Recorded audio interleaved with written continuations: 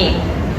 Okey, so saya akan buat teka-teki sikit, okey tak? Okey. Bismillahirrahmanirrahim. Okey, teka-teki dia. Surah Al-Anbiya ni turun dekat Mekah ke Madinah? Tak boleh tengok. Okey, siapa cakap Mekah angkat tangan? Okey, siapa cakap Madinah angkat tangan? Takut je. Okey, Mira angkat tangan ke tu? Tak. Okey, Madinah. Lagi Madinah? Madinah, Dina macam kecil-kecil. Okey. Okey, ada yang tak jawab. Siapa yang tak jawab? Okey, jawapannya adalah Mekah. So, siapa yang dapat Mekah, grup dia dapat satu markah. Boleh kira, boleh kira. Okey, soalan seterusnya. Okey, 3 ayat pertama Allah buka dengan gertakan yang sepatutnya menghentak dan menghentam hati kita. Yang kalau tadi tengok slide Brofa tu macam ada layer of hearts tu kan. Dia akan menghentam sepatutnya jiwa orang beriman. 3 ayat ni akan menggoncangkan kita. Apa Allah kata? Allah kata semakin dekat manusia kepada perhitungan amal, tapi apa? Kau ni lalai dan berpaling daripada akhirat. Bayangkan Allah tengah cakap dengan kita, Atin, saya lah sebab saya bayangkan diri saya, Atin, kiamat dah dekat ni, tapi aku tengok kau lalai je. Bayangkan tiba-tiba ada akhwat cakap macam tu kat kita, saya rasa awak makin lalai lah. Kejut tak? Kejut macam kalau macam apa dia? Koyak, rabak, tak balik RI, tak dijumpai, nowhere to be found kan. So bayangkan ni Allah personally address kita, aku tengok kau macam lalai lah kan? Dan tak cukup dengan tu. So pertama Allah address kita, gertak kita dengan satu perkataan iaitu ghaflah dan mu'ridun. Ghaflah maksudnya lalai, dan kedua adalah berpaling daripada hari akhirat. Okey. Ayat yang kedua Allah bagi tahu apa indication yang mengatakan kita ni ghaflah. Apa indication dia? Every time aku bagi ayat baru, every time kau mengaji, every time kau tilawah ayat baru, benda tu tak mengesani pun. Apa perkataan dia? La'ibun. Main-main. Nampak macam main-main lah. Aku tengok kau tak serius lah. Bayangkan Allah cakap kita, Aisyah, aku tengok kau tak serius Aisyah. Bayangkan Murobi kita kata, Finas, aku rasa awak tak serius lah tadi. Aku awak macam tak serius. Akak tengok apa ni, dah 2 tahun tarbiyah, 5 tahun tarbiyah macam tak serius. Adik dah 15 tahun tarbiyah tak serius lah. Sedih kan?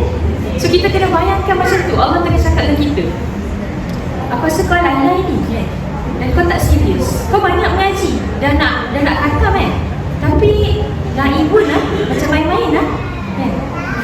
Sedih kan? Allah sendiri cakap kita macam tu. And then dia sambung lagi, lahiyatan qulubuhum, kan? Hati mereka lalai. So banyak kali dia bercakap tentang ketidakseriusan, bercakap tentang kelalaian. Persoalannya, apakah bayangan kita tentang lalai itu dan tidak serius dengan ayat Quran ini sama dengan apa yang Allah maksudkan dengan lalai yang difahami oleh Said Qutb di dalam Tafsir Fizilal? Siapa yang sini nak cuba apa maksud lalai yang dimaksudkan oleh Said Qutb bila dia baca ayat ini, bila mana dia hidup di bawah bayangan Quran? Ada tak orang yang pernah baca ke, nak cuba ke, nak cuba teka ke? Apakah petanda lalai? Jahat. Fatimah kata jahat. 3, 2, 1. Tak ada. Okay. Ada, silakan. Dia baca tapi tak beramal. Masya Allah, nice try. Selalu kita rasa macam tu kan. Tu adalah hidup di bawah bayangan versi kita. Tapi versi Said Qutb yang memahami Allah, tapi versi Said Qutb yang memahami Quran ni dengan lebih deep lagi, awak tahu tak apa yang dia faham daripada ayat ni? Bagi dia, orang yang lalai adalah, dengar baik-baik, orang yang lalai adalah selagi mana Al-Quran tidak tertegak menjadi perlembagaan manusia, semua orang lalai. Selagi mana Al-Quran tidak menjadi dustur, tidak ditegakkan menjadi hukum syariat yang manusia hidup dengan dia, semua orang itu sedang lalai. So tu lebih deep lagi kan. Kalau kita macam tak beramal, macam bagi kita kalau dah solat tu macam dah beramal kan. Yang amal kecil-kecil, runcit-runcit tu kita buat tu, kita rasa kita dah beramal tu kan. Kita bukan orang yang lalai. Yang usrah buat dakwah, lalai. Tak. Indikator Said Qutb adalah selagi syariat tidak tertegak dan akidah ini tidak ditegakkan, syariat tidak didaulat katakan selagi itulah kamu adalah orang yang lain. Dan kita baru-baru ni dalam Ramadan kita gempar dengan tragedi orang pijak Quran ke? Kita marah sampai kita pun marahlah kita kan. Tetapi hakikat yang sebenarnya itu adalah pijak Quran secara fizikal. Tapi berapa ramai sebenarnya orang ataupun umat Islam sendiri telah pun memijak Quran ini secara bukan fizikal ya. The moment Al-Quran tidak dijadikan sebagai pelbagai hidup. The moment Allah kata, this is how you supposed to live, this is how you supposed to live. Ini adalah sistem yang sebenar. Inilah cara yang sepatutnya untuk you live your life. Tapi kita buat dono dan ikut cara yang manusia ajar, kita sedang pijak Quran tanpa kita sedar. Walaupun Quran kita tu ada bertatahkan belian kan, zaman sekarang macam-macam kan. Ada nama, hantar dekat Fit Your Soul kan, buat cover je, promosi Fit Your Soul. Siapa nak buat Quran cover boleh approach Sarah Sulaiman kan. Okay, jadi nak cerita dia itu kan, hakikat yang difahami oleh Syed Qutb yang saya rasa sangat deep, dan kita pun nak sama-sama perdalamkan lagi dan mengesanikan lagi hati kita tentang supaya kita rasa ni, akulah orang yang dimaksudkan tu. Selagi mana Quran tidak tertegak menjadi syariat, kita semua sedang lalai terhadap Quran. Maka orang yang berusaha untuk menegakkan akidah dan mendaulatkan syariat dalam arti kata yang sebenar, itulah orang yang tidak lalai.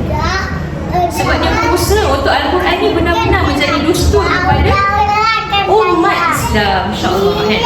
Lepas dia bawa ayat ni, perasan tak dia banyak bercerita tentang alam kan? Ada cerita pasal apa alam yang dia sebut antaranya. Sebut kan?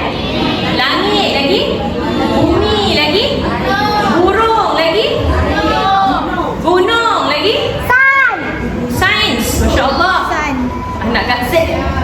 Okay, so kenapa tiba-tiba dia bercerita tentang alam? Kereta. Kenapa dia bercerita tentang alam? Tadi bercerita tentang hakikat keseriusan akidah ini. Al-Quran ini adalah untuk membawa agenda akidah, dan akidah itu harus ditegakkan dalam bentuk syariat. Kemudian Allah membawakan tentang alam untuk memberitahu kita bahawa semua alam ni sedang tunduk kepada akidah yang sama, termasuk alam. Akidah ini adalah Al-Haq, dan alam ini sendiri adalah Al-Haq, dan alam ini semua sedang tunduk kepada Al-Haq. Betul, generasi Al-Quran takbir. Masya-Allah kan. Jadi kadang-kadang kan kita rasa macam bila kita nak tegakkan Al-Quran, kita rasa macam kita seorang kan. Kita rasa kita minority, kita rasa kita tak trending. Kita post pun satu like, tak FYP kan contohnya. Kita pergi dah bersedia ni nak buat Ramadan, aku sibuk nak buat apa tu, tajmid Ramadan, tak ada yang datang kan. Rupa-rupanya teater tu untuk kita semua kan. Berulang banyak kali kan. Ceritanya macam tu lah, kita rasa dakwah kita ni minority dan tidak disambut. Tetapi dalam surah ni Allah nak bagi tahu tidak, seluruh alam bersama kamu. Alam ni sendiri membawa al-haq yang sama, dan alam ni sendiri tunduk dan istislam kepada Allah. Jadi jangan rasa kita seorang. Sebab Islam ni ada dua kan, ikhtiari dan ijbari. Ikhtiari tu by choice, yang ada choice untuk pilih, yang ada option untuk pilih, yang ada ruang untuk memilih nak tunduk ataupun tidak, hanyalah manusia dan jin. Tapi alam dia adalah ijbari, dia adalah paksaan, dia kena tunduk. The majority of this world, the whole world sedang tunduk, kecuali manusia-manusia memilih untuk tak tunduk. Jadi satu comfort bahawa akidah ini adalah berada di tempat yang benar, dia adalah Al-Haq, dan semua majoriti kepada alam kuala ini sedang bersama dengan Al-Haq. Okay. Lepas dia dah tekankan tentang benda tu, kalau kita perasan dia mula mengungkapkan apa sebenarnya yang Al-Quran nak kita tegakkan dan apa yang alam ni tunduk kepada. Jawapan dia ada kepada ayat seawal ayat 25. Cuba tengok ayat 25. Allah kata apa? Wa ma arsalna fi qalbika min rasulin illa nuhi ilaihi annahu la ilaha illa ana fa'budun. Dan kami tak utus seorang pun rasul sebelum kau Muhammad, melainkan kami wahyukan kepadanya bahawa tidak ada Tuhan yang disembah melainkan aku, maka sembahlah aku, fa'budun. So kat sini Allah memberitahu agenda kita. Bila kata kita serius nak tegakkan akidah, kita nak daulatkan syariat, Allah nak suruh kita buat apa? Bawa kalimah la ilaha illallah. La ilaha illallah. Itu adalah mesej yang Allah nak kita bawakan. So semua semua ni lepas daripada ni, kalau kita perasan namanya pun surah Anbiya kan. Anbiya ni maksud dia apa? Nabi dan Rasul. So lepas ni banyak tak kisah Nabi dan Rasul? Banyak. Dalam Quran banyak tak cerita kisah Nabi dan Rasul? Banyak kan, kat different surah pun ada juga. Tapi setiap surah tu dia berbeza cara dia menyentuh kisah Nabi dan Rasul. Kalau dalam surah Al-Anbiya ini, dia tak cerita in details, tapi Allah bagi snippet of beberapa orang Nabi dan Rasul, beberapa orang Anbiya. Dan dia akan ada pattern kalau awak pergi satu-satu. Dia akan ceritakan secara ringkas Nabi tu, siapa umat dia, apa yang dia tentang, and ending dia apa. Mesti, pasti, wajib semua Anbiya tu akan diselamatkan, dan dia akan dimenangkan, dan dia akan ditolong oleh Allah. So dia bermula dengan Nabi apa dulu yang pertama? Nabi Ibrahim, betul. Apa kisah Nabi Ibrahim? Sebab berhala, bla bla, laju. Lepas tu kat mana yang petanda Allah selamatkan dia? Allah cakap apa dekat api? Kuni bardan yanar, kuni bardan wassalaman, kan? Ke atas Ibrahim. So lepas dah macam-macam ni Nabi Ibrahim kena untuk memperjuangkan la ilaha illallah, Allah masuk campur sampai boleh buat benda yang impossible become possible. Iaitu apa? Api sepatutnya apa? Panas, sepatutnya membakar. Tetapi api kali ini jadi apa? Dia melawan tabiat dia jadi sejuk dan bahkan memberikan keselamatan kepada Ibrahim, betul? Nak ceritanya, bila mana kita serius nak tegakkan akidah dan daulatkan syariat, dan kita pay the price dengan seluruh jiwa raga kita, Allah boleh masuk campur. Allah akan masuk campur. Allah akan tolong. The whole system can change for you. Even the tabiat alam boleh berubah menyokong you. Sebab seluruh langit dan bumi, as-samawati wal ard, semua ni adalah jundi dan tentera Allah. Dan kekuatan seluruh langit dan bumi akan menyertai untuk mempersamai dai. Jadi dai bila dia faham benda ni, dia akan takut ke tak takut? Dia akan tak takut, sebab api pun boleh jadi sejuk kalau musuh Allah cuba gunakan dia untuk membakar para dai. Ya. Seterusnya kisah Nabi apa lagi? Kisah Nabi apa lepas Nabi tu? Nabi Nuh. Nabi Nuh. Masya Allah. Lagi Nabi apa lagi ada? Nabi Nuh lagi. Nabi Sulaiman, betul? Lepas tu Nabi Ayub kan? Nabi Musa. Nabi Musa. Barakallahu fiik. Jadi semua Nabi-Nabi ni disebutkan. Contohnya macam Nabi Sulaiman, Nabi Muhammad. Nabi Muhammad sallallahu alaihi wasallam. Contoh Nabi Sulaiman daripada cerita-cerita betul Allah bagi tahu how Allah menundukkan sampai tahap jin untuk bekerja, untuk tolong Nabi Sulaiman ni untuk menegakkan akidah dia kan, dan mendaulatkan syariat. Siapa lagi lepas tu? Nabi apa lagi? Nabi Ayub diuji dengan sakit, betul tak tapi dia tetap nak buat apa yang Allah suruh dia buat. Lepas tu Allah kata apa? Maka kami kabulkan doa dia dan kami sembuhkan dia kan. Maksudnya semua ujian Nabi-Nabi ni dalam nak menegakkan akidah dan mendaulatkan syariat, dia akan diuji. Itu hakikat yang pertama.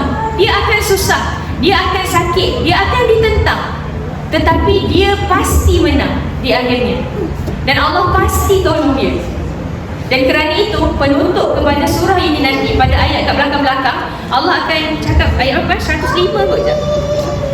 Iaitu Allah kata apa? Kami pasti akan mewariskan muka bumi ini kepada orang-orang yang soleh. Ayat 105. Jadi itu satu kepastian kepada orang-orang yang mengikut jalan Anbiya, bahawa apa? Kalau betul-betul serius nak terkesan dengan Quran, petanda dia adalah you tegakkan akidah, you daulatkan syariat dalam kehidupan. Itu petanda you serius. Dan dalam buat benda ni, sunatullah dia akan susah, you akan sakit, you akan ditentang, tapi you akan ditolong, you akan menang. Bukan bermaksud you menang tu you tak sakit. Fikrah ni, perjuangan yang akan menang, dia akan bersambung dan you akan dimenangkan. Dan kesudahan yang baik adalah untuk orang-orang.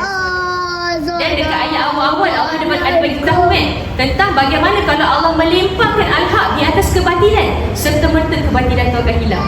So kalau kita tengok hari ni kan, kenapa orang-orang di Gaza dia tetap boleh tenang kan? Iran tengah bergaduh apa semua kan?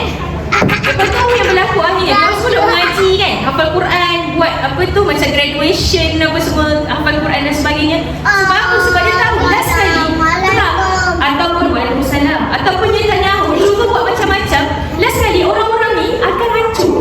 Allah akan hancurkan dia. Kerja kita adalah tetap berjuang untuk menegakkan akidah